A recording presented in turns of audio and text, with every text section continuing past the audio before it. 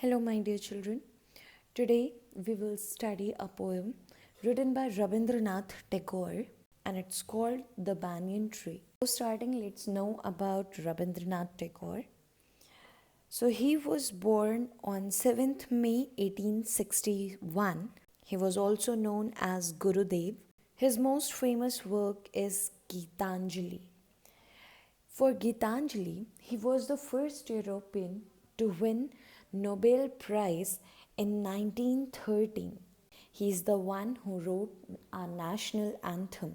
In the poem The Banyan Tree, the poet is talking about a person who is reliving fond memories of his childhood. The speaker asks the banyan tree if he has forgotten him as the child he used to be, just as it may have forgotten the birds that nested in its branches and had flown away. He recalls the childhood days, how he used to sit at a window and just observed the tree, observed its intertwined roots burrowing underground. He noticed how women filled their jars in the pond beneath the tree and how this stirred the shadow that was forming in the pond, and it looked like that someone is struggling to wake up from a deep sleep. He would watch the sunlight on the ripples in the pond moving like shuttles in a loom weaving a gold brocade.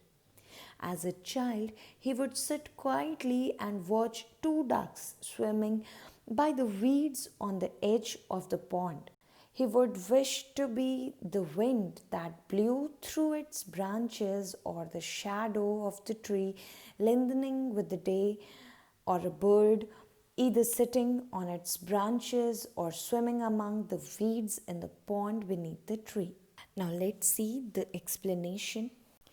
Oh, you shaggy headed banyan tree, standing on the bank of the pond, have you forgotten the child, like the birds that have nested in your branches and left you? So, here in this paragraph, the poet is calling the banyan tree shaggy headed. Shaggy means long, thick, and unkempt hair, means uncombed hair. When you don't comb your hair for long, it gets tangled, your hair gets tangled. That unkempt hair is called shaggy. So, shaggy headed means the head, the head of the banyan tree was looking unkempt, uncombed, it was looking untidy because the branches of the tree were intertwined and thick also. So it gave the appearance of a shaggy headed.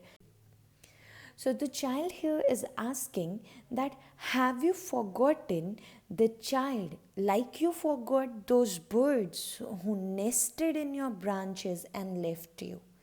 That means the child is also grown up and he has left. Obviously now that child will not come to tree to play beneath it. And the birds who once nested there have also left. So, just like the tree has forgotten all those birds, did the tree also forget that child?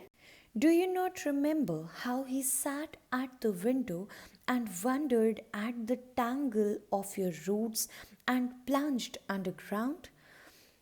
Here, the poet is asking, did you forget that also? That how a child sat at the window and wondered, and the child was amazed at the tangle of your roots. You must have noticed how the roots of the banyan tree, if you have seen it, are tangled.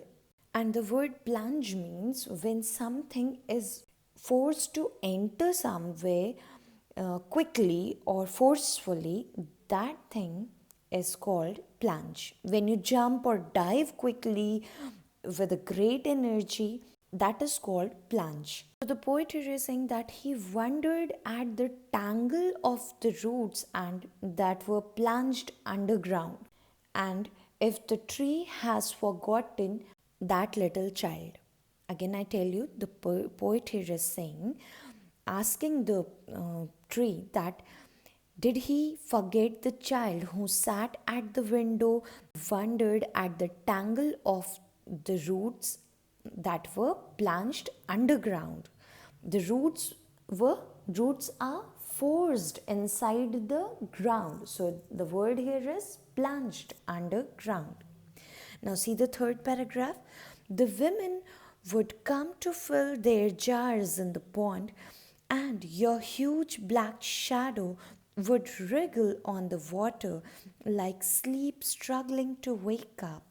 Now the poet is remembering those women who would come to fill their jars in pond. You can see the picture. Women are filling their jars, and the shadow that was formed on the pond, when the tree is there beneath it, pond is also there, the shadow will be formed on the pond. So when women are putting their jars in the pond, what they are doing, they are disturbing the shadow, and that quick motion of the shadow is looking like that someone is struggling to wake up. Someone who is in deep sleep is struggling to wake up.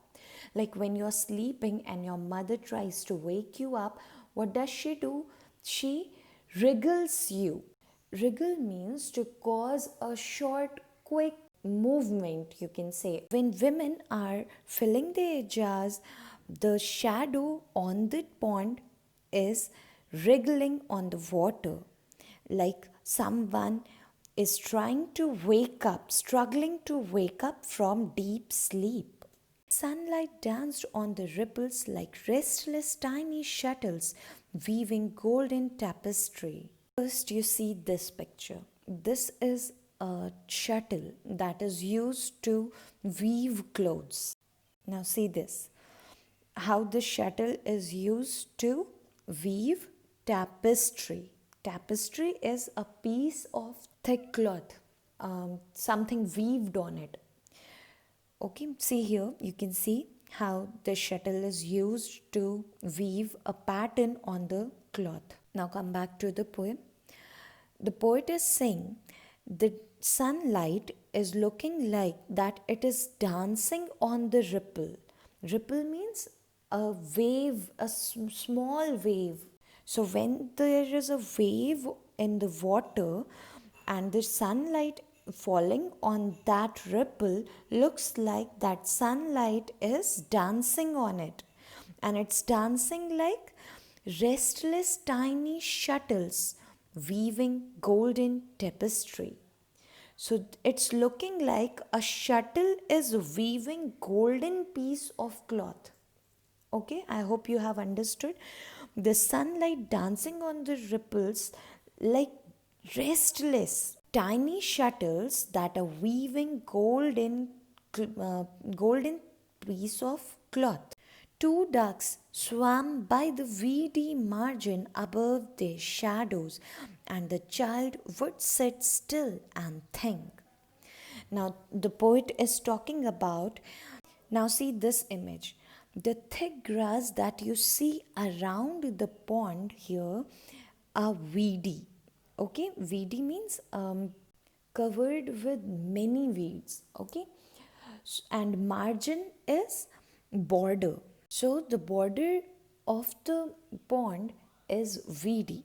So two ducks are swimming by the weedy margin, and they are swimming above their shadows. When they are swimming, the shadow is formed below them. You can see in the picture, ducks are swimming and below them their shadows are formed. Now the child is sitting still, motionless, and he is thinking. He longed to be the wind and blow through your resting branches. Now, here the poet is showing his desires to be like a wind.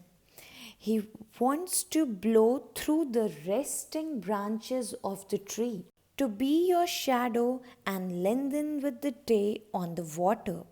He also wishes to be that shadow that is formed on the pond and to grow with the day on the water. Lengthen means to grow. So he is wishing to be that shadow and to grow with the day on the water.